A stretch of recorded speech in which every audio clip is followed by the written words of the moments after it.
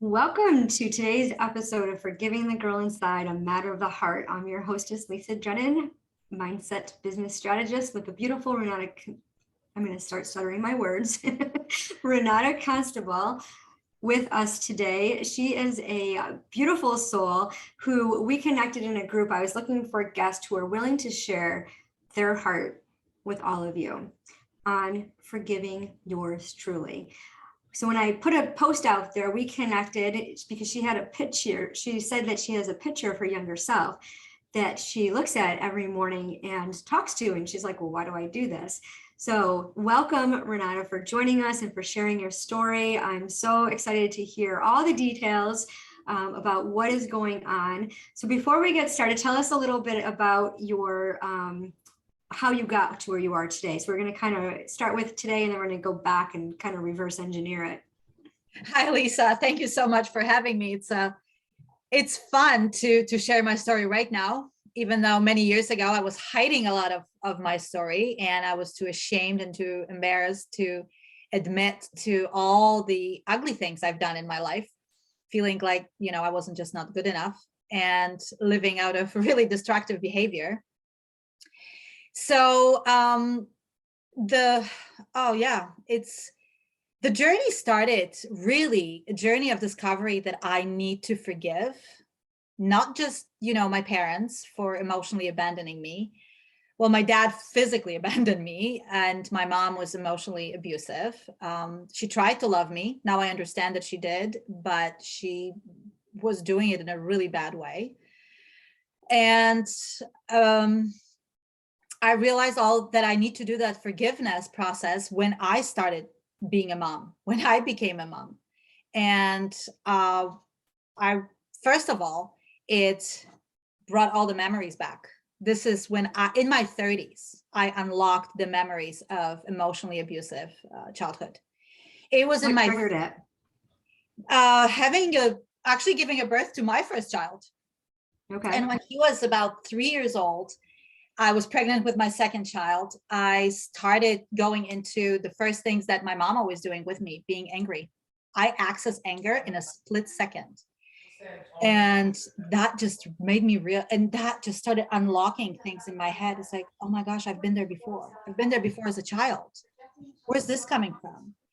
And it's like the physical giving birth is such an intense emotion and an intense physical activity and emotional activity in your brain that it opened a lot of my memories. But then I've realized that a lot of people with trauma in their lives actually suppress those memories.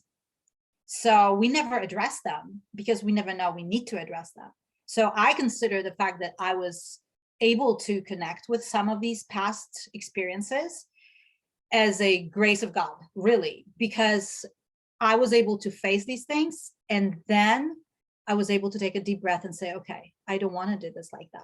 I don't want to repeat my mom's behavior. I don't want to be discouraging and angry and yelling. I still remember the day when my kid, I think was 6, he was doing a homework and he had ADD. And he was sitting at the table in a kitchen because he needed to be close to be supervised. In his room, he would drift away. And he was not doing what he was supposed to be doing. And I lost my temper. It was like I just completely blew up my gasket and grabbed this notebook. I tore it to pieces. I threw it across the house. I was all in tears. He was all in tears. I went to apologize. And that was the moment when I realized I can't go on like this. Yeah, that's pretty powerful. When you have a temper tantrum like that, it's literally an adult temper tantrum. And one of the things I work with and with my clients in Divine Heart Alignment is recognizing that. So when you have that trigger, like what was that trigger that made you react that way? And our subconscious holds that memory. So unlocking that and looking at that and getting a new perspective so you can choose a new path. So once you realize that was the moment, did you recognize the trigger that caused you to act that way? I had no idea I had triggers. I just started recognizing my behaviors, going, I don't want to be this person, but I kept repeating. I kept being on the loop. It was the The loop emotional of, roller coaster ride. absolutely. It's like, I don't want to be angry. I will get angry. I'll go apologize. I'll be leveled. And then again, something would happen. I didn't have a clue that it was this, it was like a match. I would fire. It's like when my anger, like when I engaged with anger, it was like a match. I would fire it, and until the whole thing burned, I didn't know how to stop it. So fast forward a few years, I already had 3 beautiful kids, a very loving husband. We were pastoring a church in Warsaw. And on the outside, it looked like I was, I was all together. I had a great, good life, and I was leading other people. And on the outside, it all looked together. But there was this one guy who came to our church, and he was a new person, new visitor. He started coming back. He came up to me after one service and he said, listen, I know this guy, he's a therapist, and I think he would really be helpful if you could talk to him. I was like, what are you talking about? I don't need a therapist. Well, actually, my first thought was, no. To be honest, my first thought was, I can't afford a therapist. I cannot do this. Yeah, maybe I need somebody's help, but I can't afford it. I have 3 kids. I'm pastoring a church. How much money do you think I have? So, and then there was this whole layer of, I don't want to do it. What's on the other side? The depression and anger is, as much as I hate it, is familiar. I know what I'm I know what I'm doing here. I can always go apologize, but what's going to be on the other side? I don't know what's on the other side. So it was pretty scary. But How do you, a lot of our audience uses money as a problem, as an issue, and money is never an issue. Time is never an issue, because what we want, we find the money and we make time for it. And I hear so often, well, I don't have any money. It's just like, well, yeah, you do. If you just wrote down all the things that you have money for. And people think of money as paper, but if you think about all the, your assets, and you look at the things that you have that you exchanged paper money for just look around your home. You have a bed, you have furniture, you have food, you have this. That's a form of money. And back in the day, land was money. I mean, they exchanged their goods and services, right, for their money. So I always laugh when people say, I don't have money. It's like, no, you're just not ready. There's the underlying belief is you aren't ready to get the help because you don't see a need for the help, because I'm okay. Like you said, you had this mask on. And so many of us wear masks. It tells us we're okay, we can get through it, we have it. For me, I went through therapy from 1986 until 2013 and got nowhere because I kept reliving the pain, but I never got to the root cause of what was causing it. And part of it was because I refused to share my story. I didn't want anyone to know that I had 2 abortions, because what would they think? I was such a people pleaser. I didn't want anyone to know. And you think of the emotional abuse, you had mentioned being emotionally abused by your mom, and then your dad abandoned you, which causes another layer of emotional abuse. And that at such a young age, it's so impressionable. And I too, my parents were divorced. My dad abandoned us. And then, we go into this cycle, and my mom wasn't, she was totally broken from her own childhood. And it wasn't until years later, right before she passed away, that we had a conversation about it and we were actually healed. I didn't talk to my mom for a long time because of her emotional thing. And, they say these things pass on from generation to generation. It's because it's the learned behavior and we emanate with it. And I used to have adult tantrums all the time. And I always say my oldest is my, that's your trial child, because they don't come with instruction books and you're trying all these different things. And you're like, I just want to be a good parent. But meanwhile, if you're not healthy, how can you extend it? And if you don't love yourself, how can you pour love into others? So you get into the cycle. And when you finally have had enough, you were young, you were in your 30s. I see a lot of women waiting until 40. I was almost 40 years old when I said, Lord, I locked myself in the bathroom. I'm like, I've had enough. I can't do this anymore. And I'm still like, every day you get these triggers. You've mentioned it as a matchstick, which I love that visual. And that could be a trigger for someone too, because if they've had that experience, but a trigger can come, our external influences are so vast. I mean, a word, something, a picture that we see, a touch, and then we get triggered and all of a sudden we're flipping out. We don't know why. And it's like, stop and think about what you're thinking so you can go back. So let's revisit your childhood. So how old were you when your parents split up? When my parents split up, I was 3 years old. Okay. So a lot of that stuff that happened, it's kind of broken in some bits and pieces that from things that I remember. And that alone, that split up was that was the interesting experience in itself. That's a story in itself. My grandma was a she was the powerhouse in the family. Things went the way she wanted to do. And being a very devout Catholic, divorce was not an option for her. So she would rather have my mom stay married to an alcoholic than, allow the divorce. But my mom decided to leave, and she got involved with another guy, and she decided to leave the city and the town that she was from.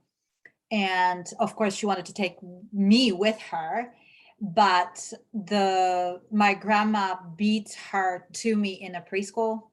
So she basically my grandma kidnapped me from the preschool and didn't want my mom to take me with her. It was just this whole really, yeah. And then I started getting really, really sick. Like as a kid, I was just getting temperatures and I was getting sick, and I was like, it seemed like a constant flu. And the pediatrician told my grandma, this child misses her mom. Oh. She's not sick. All of that, those are symptoms of she needs her mother. So this was so it all started fairly early. The moment I started registering some of the things that my mom was doing or saying, because my mom was an angry mom as well, hence I was repeating the anger with my children. And being an ADD kid without being diagnosed in communist Poland, I was born in 1971. Nobody was talking about any of that stuff ever. Wow. So the You're only either way a juvenile delinquent or disturbed. no, the only way my mom, I was Yeah. always in trouble in school because I was always super active kid. I was always bored with everything that was going on around. So I was talking to my friends all around and distracting other people. So the only way my mom knew how to deal with the feedback she was getting about me was to physically punish me. I was getting beatings for misbehaving at school. And, and I couldn't do anything about it. It wasn't like just try harder, just sit there still and just, this just doesn't work like that. Well, now I know it.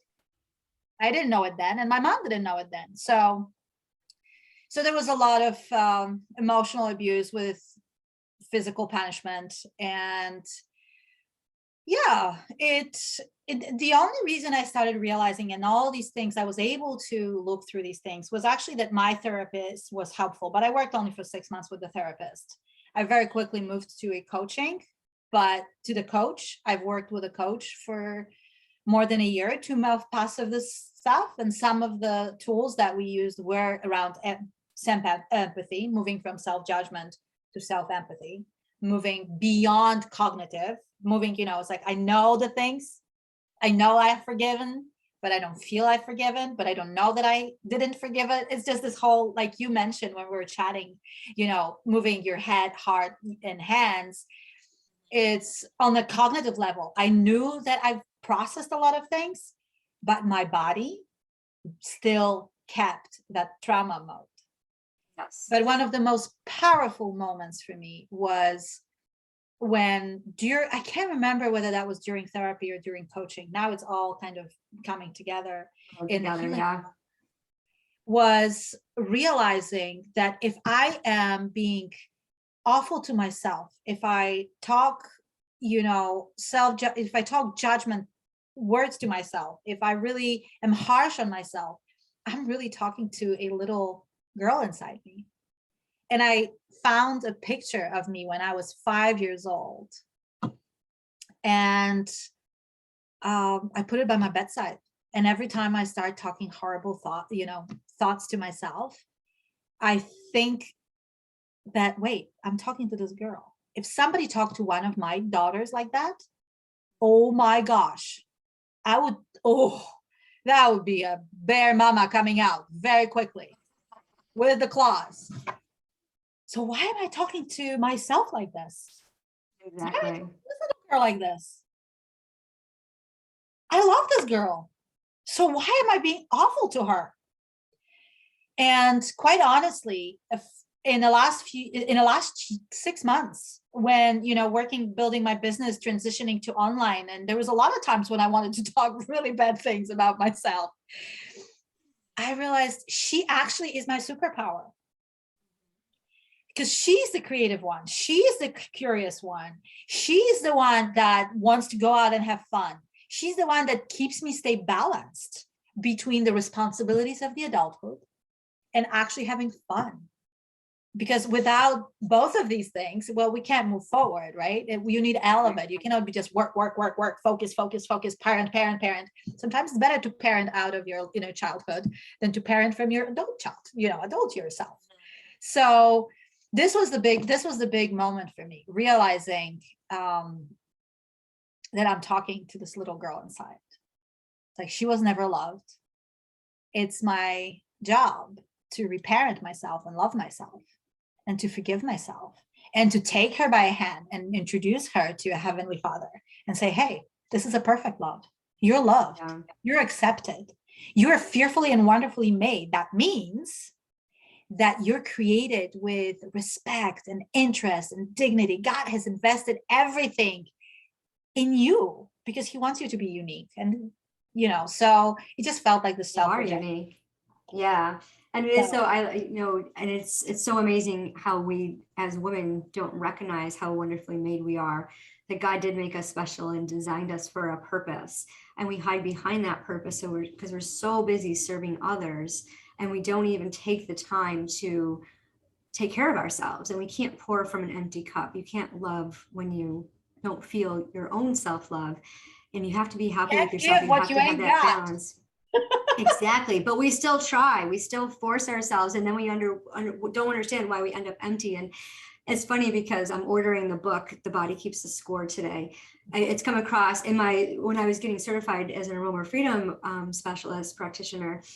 We talked about that book, and I did a workshop on it last week, and we were going through, I was sharing the mythology of the certificate of the practice of how it moves, how it shifts those memories. And Inside Out is one of my favorite movies. And the memory balls, like we all have in our subconscious, these memories that we hold on to, and some are so precious and loving, and we can really create these joy-filled memories and change our perspective today now by reflecting on the goodness, on the greatness, because scripture says to give thanks in all circumstances. It's all circumstances, and there's a lot of bad things that happen, but there's a reason, and there's good to be pulled from that. And if you could focus on what was done for you rather than what was done to you, that changes your whole perspective, and it empowers you. You're saying your little girl inside is your superpower. And it's so true, because our younger self, there's that one song that's written, I forget the artist, but, Dear Younger Me. And if you can go back, we come from divorced families. We have, these different, ADD is serious. You got neurotransmitters missing in your brain. Okay. It's not like you could pop a vitamin and they just all of a sudden appear. You have to figure out what works for you. And we're all designed in this unique way to learn differently. We have different learning patterns. Not everything works. We're not cookie cutter people. No. So why do we try to cookie cutter approach on our healing journey or on our entrepreneurial world?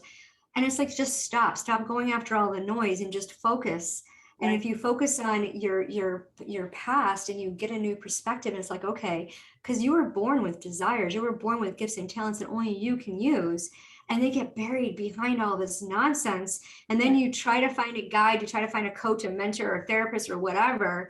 And you get more confused because they're like, no, you need to do this and don't do that. And I don't know about you, but when somebody tells me not to do something, I'm like, who are you? I'm going to do what I want to do. But then there's that nagging, like, oh, I should do this because this coach said it. And then I got to process it. And that's where I think the disconnect comes in, when you don't process it. And you have this nagginess, and it's like, okay, no. And I took 3 weeks to make a decision, because I was really torn based on external validation, what I should do. And I had posted on my personal wall a prayer. So thank you for all of you who are praying for me. I am this close to making the decision that God wants me to. This close. I have to write it out. But what I'm about to give up is really dear to me. And we have to let go of what no longer serves our purpose, what no longer fits into where God wants us to go. And that, I think, is the most. This stops me when you're saying that we need to let go. That's a super important thing. That's a big question when you process things like, what am I letting go of? But one of the things that I would really encourage every single person, I say it to my friends, I say it to my clients, I say it to everybody. Letting go is hard because some things are precious to us and some things are hard. Hiding behind our, depression or our anger or the hurt is, as scary as it is, it's comfortable because we know it. That's the only thing we know. So the biggest part of that moving on, letting go process for me is actually doing grief. Grieving is not just about people that died. Right. Grieving is about the things you are letting go of. I grieved my childhood because it wasn't the way God intended it. I mean, the children are supposed to come into this world and be taken care of. And the people that we're supposed to trust the most, when they let us down, well, horrible things happen in us. And letting go of it, just grieve. That's part of this whole process of moving on. Because denying it and hiding it and pretending it didn't happen, it's easy, but it's very costly. It's easy, but it's easy as in like, yeah, I'll just hide it in a dark corner, close that closet, nobody will open it. Well, it will open at some point. There will be a trigger and it will just, all of that will fall on you. So just take one piece at a time. You don't have to deal with everything at once too, right? It's just not like, right. Take one piece at a time and grieve what it is. But finding that main thing, finding the root cause. So in my program, we do a 7 deep flip and we get to the core, to the root cause of what it is. And, what took me from 1985 to 2021 to discover my clients can now get it in a matter of, weeks, depending on how much, what's your why do you want it? Right. So you have to be ready to do that work. And we talk about, does grieving come first or forgiveness or grieving? And grieving, it goes hand in hand to me, because once you can acknowledge, like, wait a minute, this really upset me. Why did it upset me? How did it hurt me? What came about it? What was my part? You can never go back and change your circumstances, but you can certainly go back and say, okay, here's my new perspective. And just saying, I forgive you. And it doesn't go anywhere else. You don't even have to ever tell the person. If you choose to, that's totally up to you. That's between you and that other person. But I've forgiven people who have no clue that I forgive them. Yeah. And it released me. Like, there's a saying, and I don't know it offhand, about, when you hold on to unforgiveness, it's like, you have all this bitterness and rage and revenge towards that other person. Well, what about when it's towards yourself? How do you do that? Like you were saying earlier, you're like, you would not allow anyone to talk to your daughters the way you talk to yourself. Yeah. And I tell my clients that all the time. Like, why are you talking to yourself this way? You would never allow anyone to talk to you that way. Yeah. So start edifying yourself. And I learned this years ago. I was in this this class called Matt Talbot Ministries. It was like a 12-step. It was similar to AA, but it had nothing to do with AA. And it was all about self-love and edifying yourself and building yourself up, because there are so many things you're good at. Yeah, there's things that you're not good at, but they don't serve you. So you try something. If you don't like it, you go on to something that you enjoy, where you can serve and help others. So in your experience, what I know, forgiveness is misunderstood. What is your definition? Well, and there's no right or wrong answer here. There's no book answer. When you started talking about that you couldn't remember what the unforgiveness and the definition of the saying. I quote. I don't know if you were thinking about that one, but I have one. The unforgiveness is like drinking rat's poison and hoping that rat's gonna die. Yeah. And this is for me. I don't know if I have a definition of forgiveness. I can tell you what it feels like to forgive. So I guess maybe forgiveness is that journey from fear to freedom, because you're moving from being captive of fear and doubt and anxiety and disconnect and all I can think about. And then you're moving, when you forgive, that journey, and it's a journey. With some things, yes, it's going to be a, one touch, one thing. I forgave. whatever. But with some things, you're going to keep coming back and releasing it as you go.